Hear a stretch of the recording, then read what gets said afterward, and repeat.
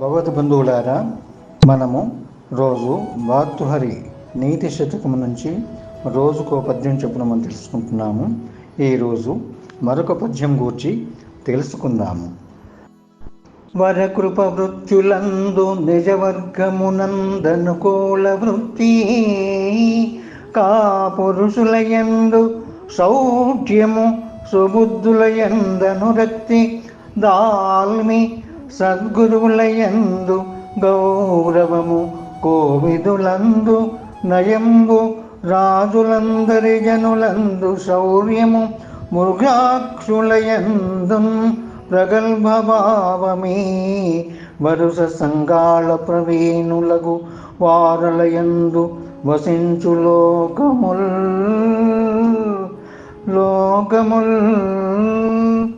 భావము సేవకుల ఎడ దయను, బంధువుల ఎడ అనుకూల వర్తనాన్ని, దుష్టజనుల ఎడ అప్రియకారికత్వాన్ని, సజ్జనుల ఎడ ప్రీతిని, పెద్దల ఎడ ఓర్మిని, పండితుల ఎడ గౌరవాన్ని, రాజుల విషయంలో నీతిని, శత్రువుల ఎడ పరాక్రమాన్ని, స్త్రీల ఎడ దిట్టతనాన్ని, ఈ విధంగా ఆయా వ్యక్తుల ఎడ ఆయా గుణాలను ప్రదర్శించే కళల్లో నిపుణులైన వారిలోనే లోకాలు నివసిస్తాయి. అంటే అలాంటి వారే లోకస్థితికి కారకులని భావం.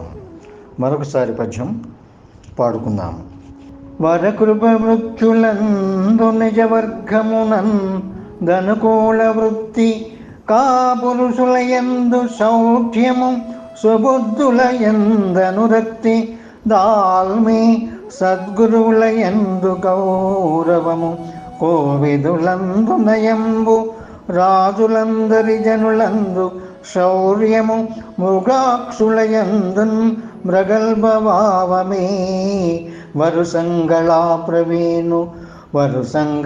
ప్రవీణులకు వారలయందు వసించు లోకముల్ వరుసంగళా ప్రవీణులకు వారలయందు వసించు లోకముల్.